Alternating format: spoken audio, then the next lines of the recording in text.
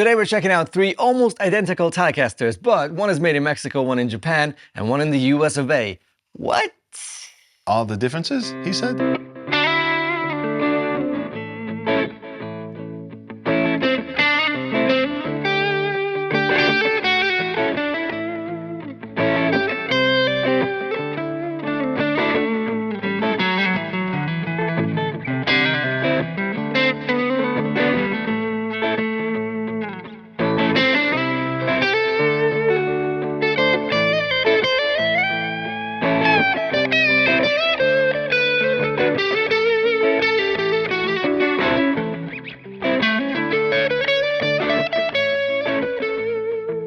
Hello everyone, my name is Guillaume. My name is Chris, welcome to Thoman's Guitars and Basses. This is a video that has a title which is just an excuse for me to play a lot of tellies.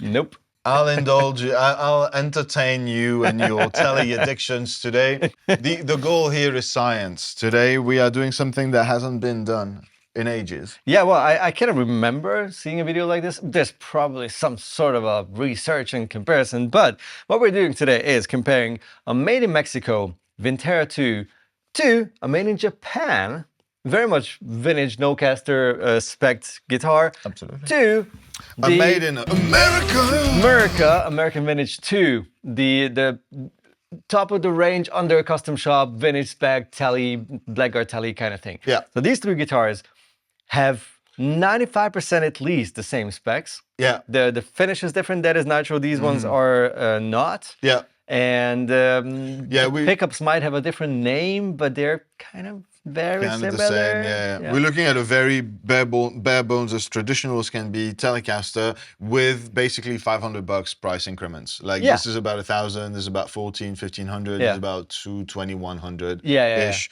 Check out the links in the description for the exact prices with your VAT and delivery costs and all that good stuff. However, yeah, very small differences. I think the only thing is that this one is older, the Vintera 2, and the other ones are ash, maple necks, and otherwise brass saddles. Very, very similar guitars, to be honest. And what we're going to be doing is, first of all, just give you an impression of how these guitars feel. So we're going to try to compare them in a way. I don't know, you play something clean with all three, and then I play something gainy with all three, and then talk about it, something like that. For the sake of this comparison, we'll be going into our usual setups. There's a bit of dry, verb, and delay on the boards, but we'll turn that on and off. We'll let you know on screen. I'll be playing through the Victory V40 Deluxe, as well as the matching 2x12 cabinets you see there. Chris will be playing through the Rev D25 through the Harley Benton 2x12. So that's some creamback 75 on this one. No, that's the 65 actually. I thought, yeah, true. Okay, that's the 65. That was a confusion. Setups you are particularly familiar with, so let's go.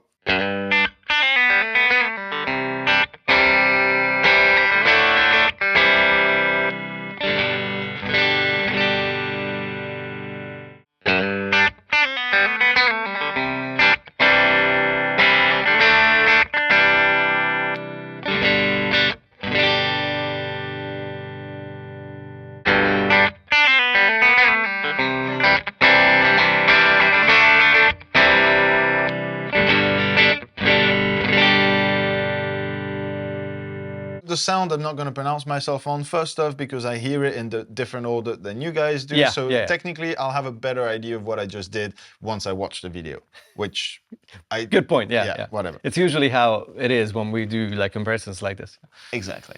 However, in terms of, so the guitars are all out of the box. They're all just like straight out, tuned, done. Nothing else done to them. In terms of feel and setup, I've got to say they're remarkably on par with each other. Okay. I felt very, very little difference in either the size of the neck. Okay. And I'll amend that real quick because there's exceptions to that. But like the feel, the fret ends, the action, the feel of playing the guitar, I would have expected maybe a bit less of a quality setup on this one, a bit better on this, a bit better on this. Go along with the price point. Honestly, Not so much. The Japanese neck is the one that stands out as very different, very small neck in comparison to both the Vintera and the American Vintage 2. This is the bigger neck. The Vintera is the bigger neck, which is nice if that's your thing. It's not nice if it's not your thing. Bear that in mind. This is a chunker. Huge. This is chungus. That is actually closest to the big old U-shaped neck that you'll get if you get a custom shop. Absolutely. Like a 50s or 51. This is quite massive.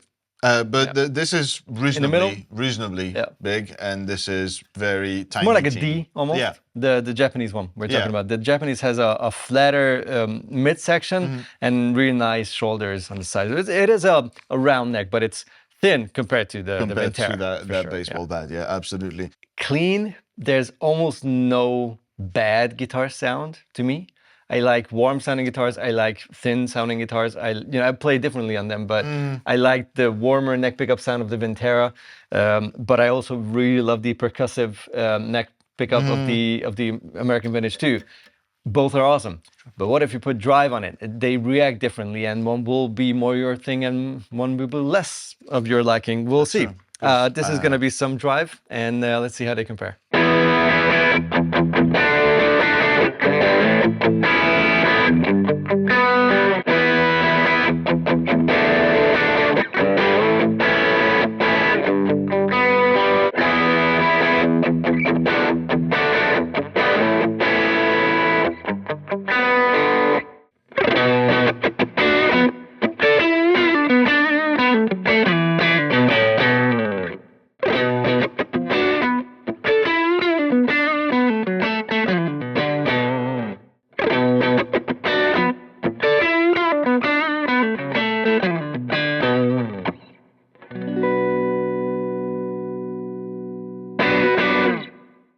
The Vintera has a humongous neck. I love it. It's awesome, but this is massive. Tone-wise, the Japanese one has the 51 Nocaster pickups. The neck pickup is the clearest and has the least output out of all three, for sure. And I think overall, the American Vintage 2 has the best balance, like the biggest sounding bridge pickup, the loudest neck pickup without having too much mid-range, very clear sounding neck pickup. So I think this is like the guitar that I could immediately take to a show without any modding, any tweaking, any pickup height adjustment. I'll just take this one, put 10s on it because that's what I would prefer, and just go. Also, it looks exactly like mine, except for the scratches and the play wear. Also, the neck profile. Actually, this is very close to mine. Yeah. I would start sanding this off because I don't like glossy nitro on necks, but that's a personal thing. I do feel like this is home immediately. The Vintera sounds amazing. The neck is huge, so you really have to be aware of that. But otherwise, it's just a really cool guitar. Different finish type, though. This is a little more pale. That's the only drawback for me. Honestly, like if I'm looking for a Tele, I want the big neck because it's going to make me play different. Otherwise, I'm going to play it like a Strat, and that's not the objective. Too. And I feel like the Vintera really gets there for me. The only beef I have with it is like get the color right. Like, but wait, just a second. This is to me the Nocaster blonde, which is not a butterscotch blonde. I'm not sure about the spec. I haven't read if it's supposed to be a butterscotch blonde or a Nocaster blonde. But it says it's a Nocaster. It's a 50s Nocaster model. Look, there's no Telecaster on the headstock or anything. It's just Fender. So the Nocasters had this more white-ish, less see-through kind of finish. I think this is prettier. Okay. That's like fair. The Vintera 2 Series refin 50s Nocaster is the model that I want. And of course, don't forget, sound is just one thing about a guitar. If you play the guitar, tone is literally just half of the story. The other half is how it feels, how it makes you, I don't know, which drive pedals or which amps you gravitate towards with those pickups, with that kind of thing. So it is more than just the tone that comes out of the instrument. But yeah, it's interesting. We might actually do something very similar with just one cut, a single cut. So let's stick around if you like these videos and subscribe to the channel. More Chris and less Paul. Oh, what? Oh, bad jokes. Okay, goodbye. It's time to say goodbye.